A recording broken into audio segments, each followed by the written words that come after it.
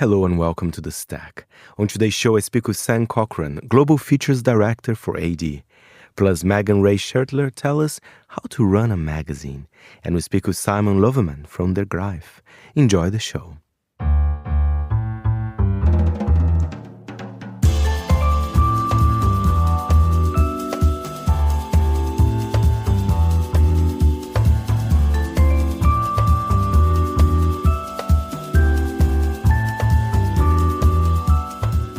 From Midori House in London, this is The Stack, 30 minutes of print industry analysis, and I am Fernando Augusto Pacheco.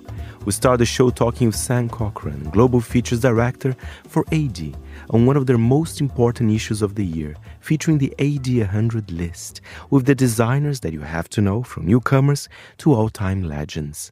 Sam explains to me the process of curation for the list and more about AD plans for 2025. The AD 100 is our sort of marquee editorial franchise. It is 100 names, the top designers and architects and landscape architects and designers working in the field today.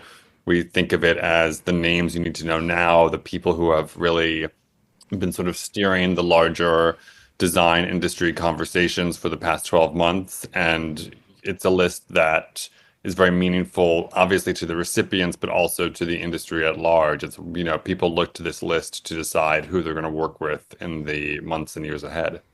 And what is the process of compiling that? Because, of course, there are a lot of, studios and designers from New York, Paris, but you also kind of broaden out a little bit.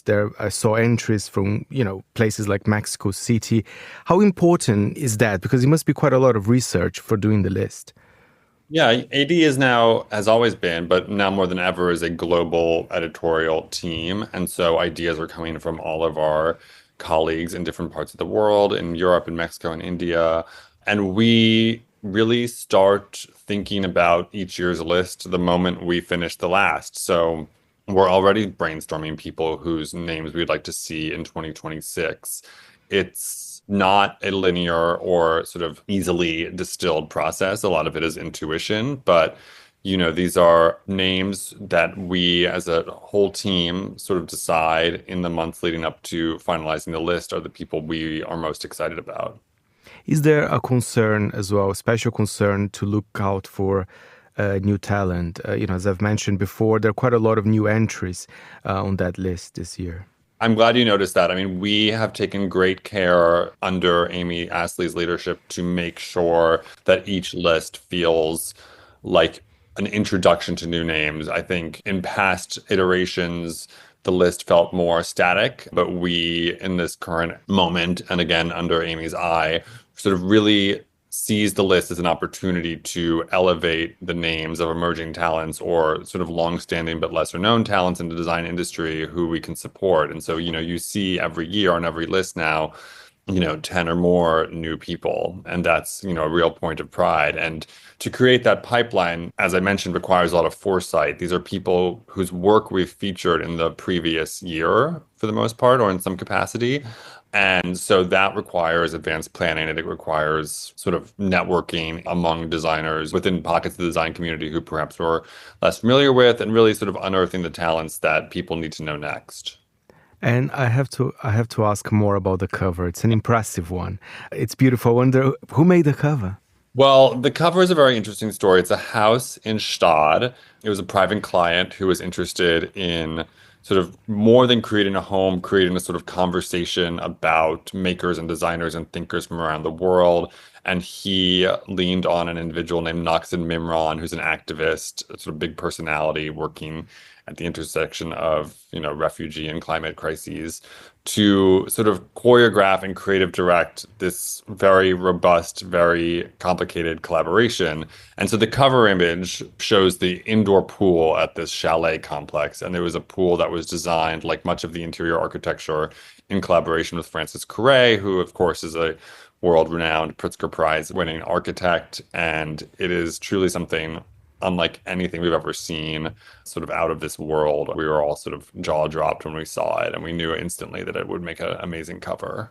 No, I thought it was jaw-dropping as well, especially, Stan, I have to say, there are a lot of design accounts on social media, and sometimes actually, I think it's real, but sometimes it's not real. And I was wondering, is AD playing with AI somehow? But I'm glad that's not the case. We are not playing with AI. Good, Quite the very good. contrary. We're quite committed to the real thing. Same here, same here. Yeah. And I would like to ask you, San, in general, AD 2025, I mean, the beautiful January issue is out now. How are you looking ahead for this year? Is kind of more of the same in a good way, or are there any other exciting projects coming up? I mean, there's lots of exciting projects coming up, not all of which I can sort of share at this time, but we are building on all the franchises that people have come to know and love. We are, as I said, already planning our next 8100. In addition to that, there's a franchise we're super excited about, an initiative called New American Voices, where we spotlight US talents from coast to coast who are emerging as the design thought leaders of tomorrow.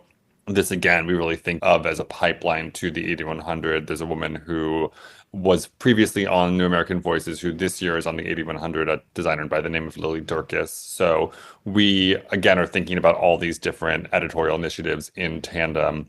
But, AD is much more than a magazine. We have so many video franchises. We are continuing to open doors, so to speak, of celebrities, but also, creating new video content around designers own homes, around small spaces, around sort of the process of design, around unique architecture. So we're just thinking about every way in which we can tell the story of great design through new formats and across different platforms.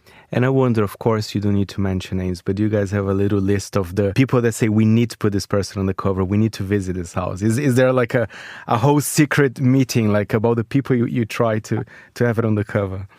We all have our lists of people who, are kind of wish list or dream. And, we're all manifesting those stories day to day. And it's a very long process. Homes, to create a home takes many, many years. It takes a lot of collaboration. People are rightfully private, but they're also house proud. And so, it's finding the right moment with these partners and subjects to share their work and their worlds with the world. Thank you, Sam Cochran there. The new issue of AD featuring the AD 100 list will be out on the newsstands on the 17th of December.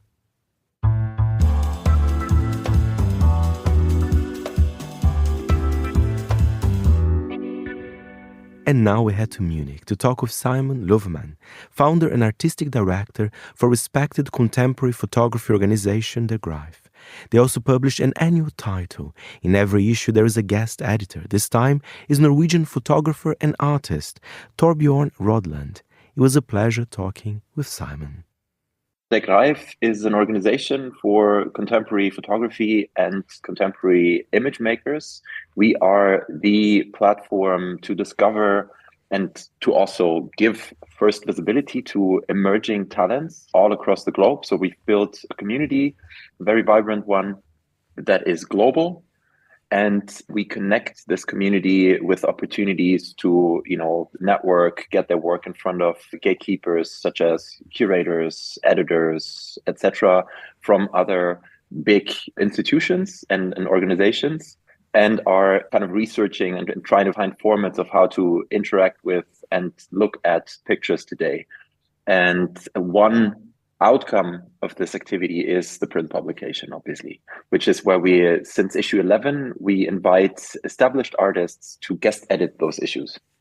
No, and it's lovely. You've been going on since 2008. And the issue I have in my hands is already issue 17. So it's fantastic. So clearly something that is, is connecting with people that enjoy photography and perhaps know their Greif as well. And you guys are based in Munich, right? Exactly. I would tell us a bit more about issue 17, which I have in my hands. There's kind of one topic surrounding it. I wonder if you could explain to us. For sure. So for issue 17, we collaborate with Torbjørn Rodland, a visual artist originally from Oslo, but based in LA. And he came up with a, very loose topic or theme for this issue, which is called One Day Soon. Basically, it centers around his own question mark or his own research about how to deal with the rise of generated images that appear to be photographic. What do they do to contemporary image makers that work with that medium? Do they embrace it? Do they intentionally move towards analog image production? Or, what's their reaction basically to this new tool, what it essentially is, right? And importantly, it's not photography in that sense. I mean, it resembles photographs, which makes many people think it's, you could call it photography, but I don't think it is. I think the right terminology is yet to be developed. But due to the fact that it, has this resemblance, and we think as an organization that is dealing with contemporary image production and contemporary photography, we have kind of an implicit need to deal with this topic, but on an artistic level rather than, kind of an intuitive visual level rather than what other organizations and institutions in our space do, a more, you could call, academic approach. So this, you have the issue in front of you.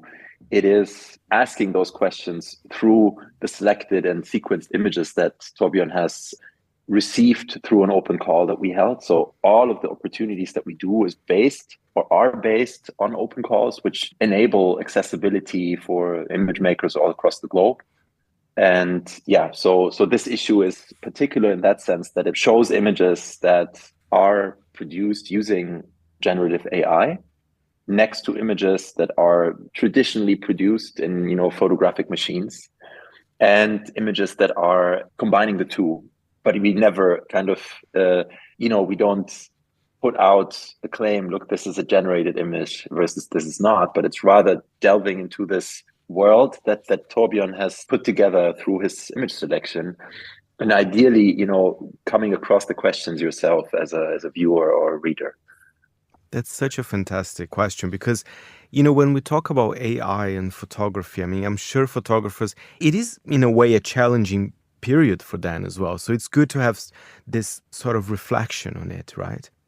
Ideally, I mean, I think we can hopefully contribute to this question. I don't think if we have all the answers yet, but I totally agree that it definitely is a challenging time in regards to, traditional business models. If you're also working as a commercial image maker, it is challenging time in general for every one of us, right? I mean, workflows inside enterprises or companies are changing. It's to a certain extent definitely a threat to certain professions.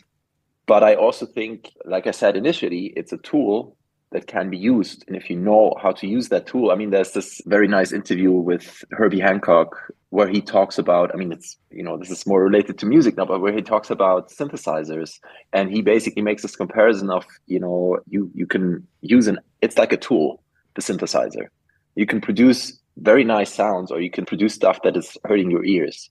And same as like you have an axe of a tool, right? And you can use it to cut wood, or you can use it to slaughter your neighbor.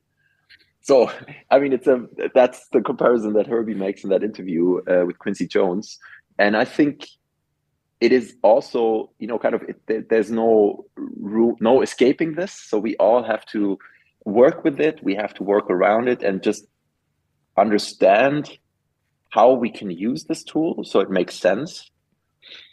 But I also would think that there is gonna be some sort of what we're already seeing. I mean, compared to 2 years ago, when with the rise of generative AI into the public eye, because generative AI or AI in general has been around and in the use for many, many years before us having access to interfaces to, interact with it in such a direct way. I think that because of the fact that it's such a powerful tool, on the one hand, we're also seeing, this slowing down in the amount of investment that goes into AI companies. Just the general hype that's been around, that's slowing down. But I also sense there's some sort of the developments have been so fast and so crazy, but there's limitations that are, technical. There's, whatever, you can have just a certain amount of chips in a certain amount of computers or a certain amount of computing power that you need, which requires a lot of investment, which requires a lot of energy and so forth. So there's also, I think, a lot of unanswered questions, but I don't have any doubt that this technology will go away. And I think it's already changed a lot. It will continue to do so. So I would never say there's certain things that won't ever happen. that's not what I'm saying. But I think within this development, there's a lot of questions that come up, also ethical questions and very problematic things in regards to, we're talking back to the Greif, we're talking about images here, the power of images, and, images as information carriers. And due to the fact that we're dealing with art in der Greif, so images that aren't necessarily created to, implicitly carry a specific set of information, such as whatever documentary photography, despite the fact that documentary project could also be art projects, and we're not like limiting ourselves. But I think in terms of the role we have, it's rather through, kind of a visual and aesthetical, as well as through the juxtapositions and the dialogue between the pictures. That's where we want to initiate certain questions and dialogues. And, there's lots of artistry when you look at the images, which, as you said, I don't know if they are AI or not, because that's the problem as well with AI. Yes, it did develop very fast, but on social media, even on my feed, sometimes I'm inundated by very dull AI kind of sort of imagery. And I think that's a problem. And I think that's the role of the photographer. So even if there is a picture of AI, I think we still need that vision, right, from then, in a way. I wouldn't only limit it to photographers. That's why I'm saying image makers or artists, because I totally agree. I mean, this is going to make the difference. I think the kind of, stock photography thing, that's done, because everybody can go, and it's probably faster than looking through an AI stock platform just to prompt, I want a strawberry on a table as an image, right? And you get whatever 5-10 versions, and then you select the one you want to use. Again, an assumption from myself. So I would never go and tell anyone right now to found a stock photography company at the moment. But I think it needs vision. It needs, somebody who is able to picture a picture in their head before making it. And then again, it's a tool. You can use you're using a pencil, you're using a brush, you're using an optical device, or you're using a computer to bring this picture that is in your head to life. So I totally agree. I mean, I don't think it's a threat to artists. It means adoption in certain, or adjustments in certain areas. And there's all the possibilities, but also all the dangers. And I think the fact that it's developing so fast is what makes it feel like a threat sometimes. You mentioned synthesizers a little bit before in the interview. I have to say, you're also a musician as well, right? Do you still use that side of yours quite a lot? Do you plan to release new music? Yes, exactly. So I think because I'm trained as a musician as well as a fine artist, I tend to make comparisons to think in the, I'm both a visual as well as a, kind of, what's the word in English?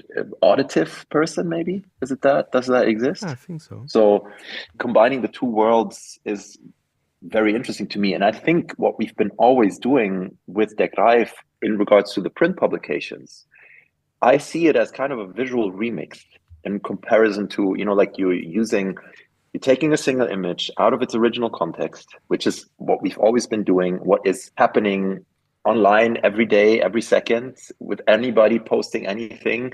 You have to be aware of this letting go aspect and not being able to control the context in which people will see your work, fully at least.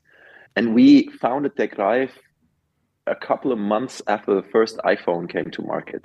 Wow. And Der Greif is a play on words in that sense, that greifbar means tangible, tactile. And so that's, hence the selection of the paper. When we started out in 2008, we're still using the same recycled matte paper. But at that time, all the magazines were printed on glossy paper, and everybody was telling us you can't print photographs on such a matte and open paper. They don't shine. But it's come to a point now where many print publications are using mattes and just different paper textures compared to 15 years ago, I would say. But the way we were dealing with images on the pages, I always had the sense, like I said, what we're doing here is creating visual remixes.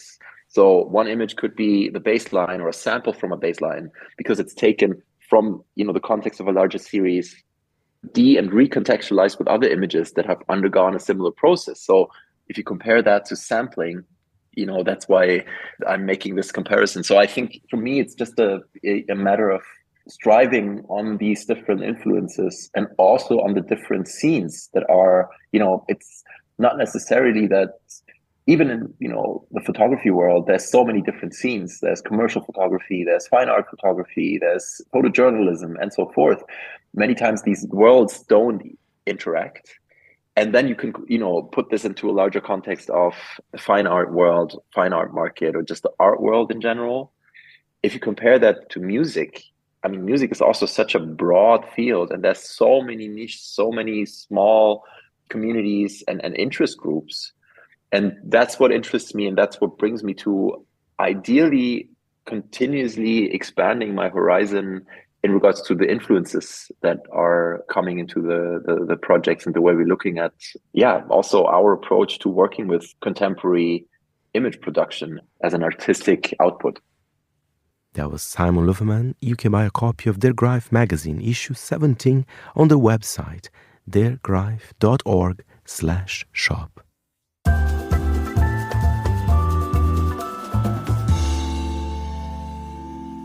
And finally, we ask how to run a magazine. And the answer is Wray Schertler from the Weröld Archive. Having worked in publications from Fantastic Man to Interview magazine, she knows a thing or two about the success of a print title.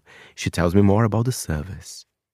I launched Weröld Archive last year, kind of almost like soft launched it, recognizing that I believe people are waking up to the value of print again. Of course, listeners to this particular podcast never doubted that. But, I think we're seeing a really exciting resurgence in the industry. And what I also recognized is that having worked, focused on print magazines for the past 13 years, I have kind of a unique viewpoint and insight on what works, what's changing, and also building kind of like a network of print-focused individuals over that time that I can kind of leverage for different projects. So I've started Weröld Archive as a way to offer really that insight to, both new titles. I think there's so many great ideas for new titles kind of happening at the moment, but also legacy titles that are wanting to look at opportunities to scale their business.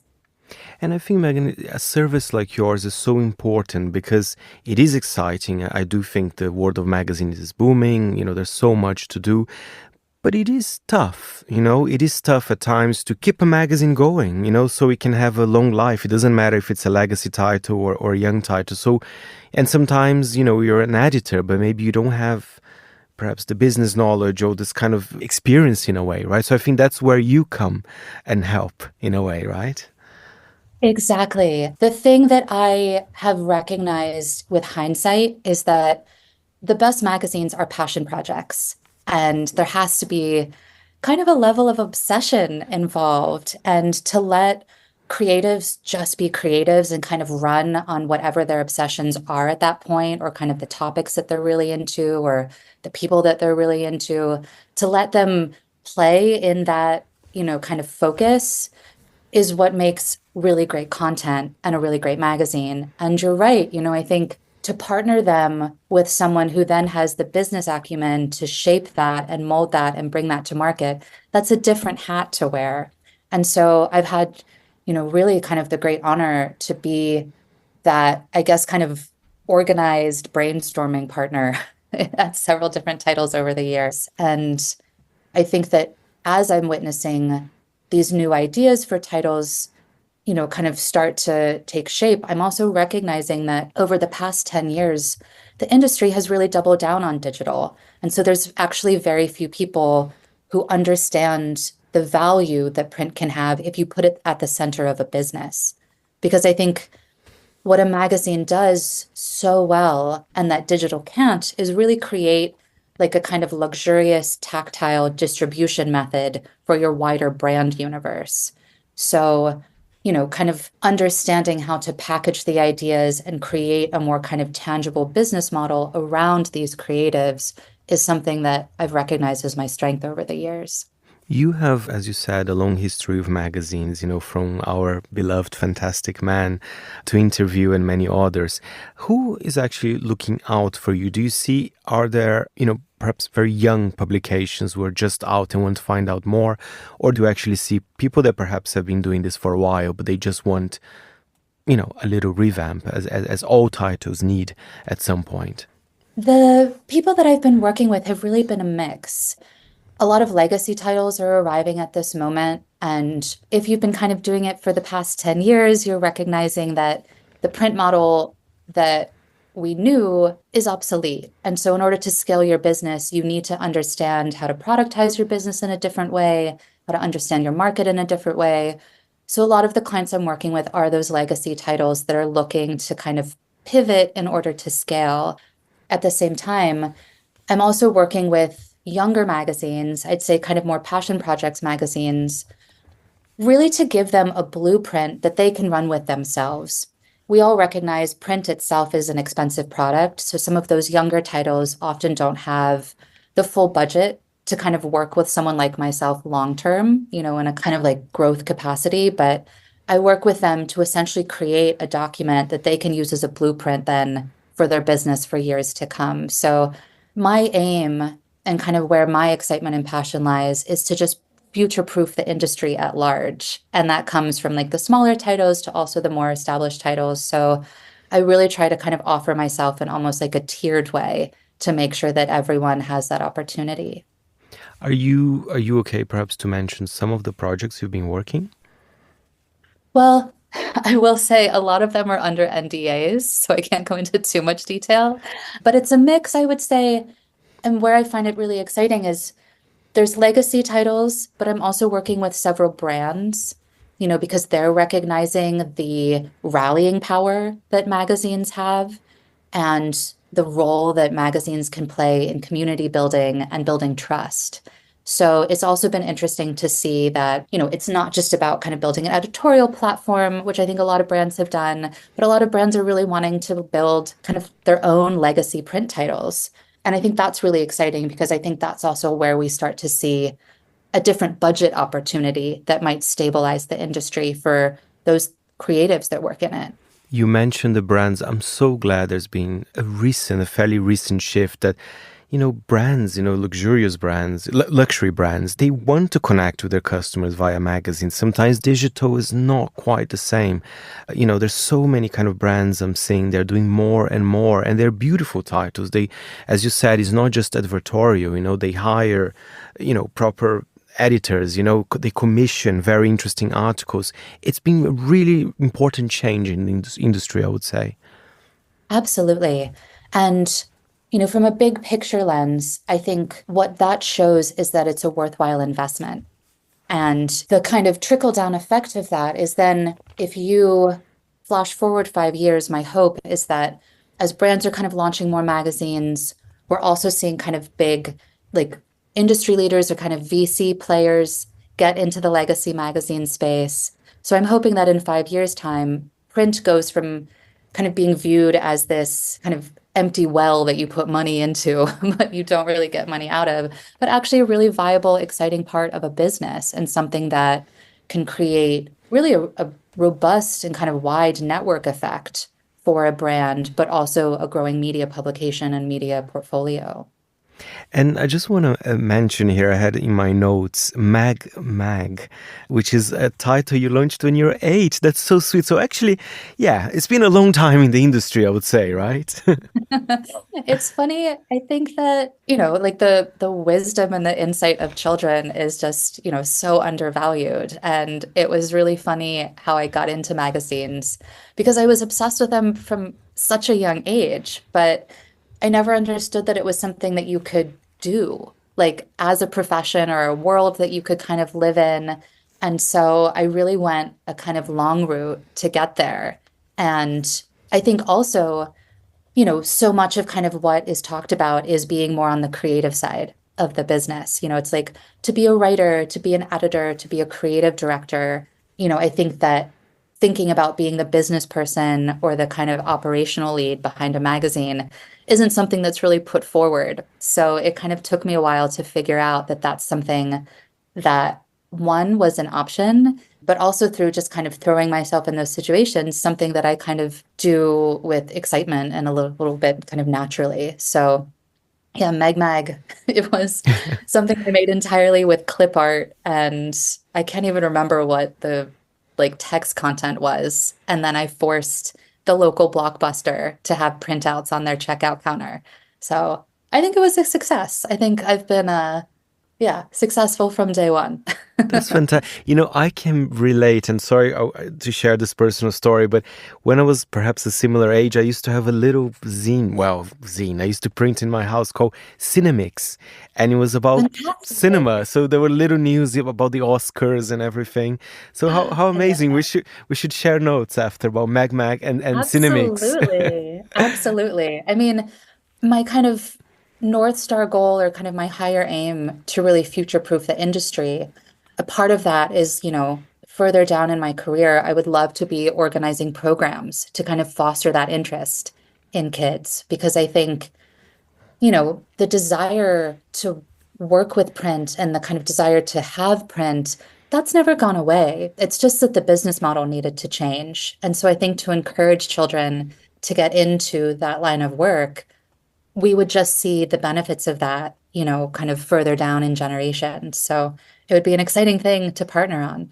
I agree. Let's do it. Let's do it. Megan, looking ahead, 2025, I presume you're optimistic about our industry, right? Definitely. One of the most exciting announcements for me, for so many reasons, was learning about, kind of the future of ID magazine and where that's going. I think the fact that they've put Tom Bettridge, who is an old colleague of mine, at the helm of that, we're going to see really exciting things from both that title and also that brand. I think the way Tom's brain work and his experience in understanding both the kind of content universe that needs to be built, but also the fact that a magazine is a product, and the way that consumer habits have shifted over the past 10 years. And so you need to sell the magazine in a different way. His brain works in such an innovative way, and I think ID's going to just soar, with him there. I think also kind of my conversations, I'd say, with some of the newsstand owners, recognizing like Casa Magazines in New York has expanded to have their cafe next door, kind of seeing all of the kind of different movements and continued growth that Jeremy Leslie has seen, and with his ventures in London and all of like his kind of conferences and the podcast, etc. I think we're seeing a resurgence also with the distribution networks, which tells me that we're starting again to see the industry end to end, kind of stabilize itself and find success. I also was really excited to learn that kind of on the business side, there have been shifts with the modern luxury portfolio. And so I'm really excited to see how these kind of regional magazines make a resurgence and kind of redefined their whole offering. I'm feeling really optimistic about the industry going into next year. Thank you very much, Megan. You can find out more about her work on weröldarchive.com. And that's it for this week's show. My thanks to our editor, Jack Jewers. Any comments or queries, feel free to write to me, Fernando, at fb@monocle.com. And remember, we're back next Saturday at 10 a.m. London time. Meanwhile, you can always listen again at monocle.com or subscribe on Apple Podcasts or Spotify. You've been listening to The Stack. I'm Fernando Augusto Pacheco. Until next time, it's goodbye from me.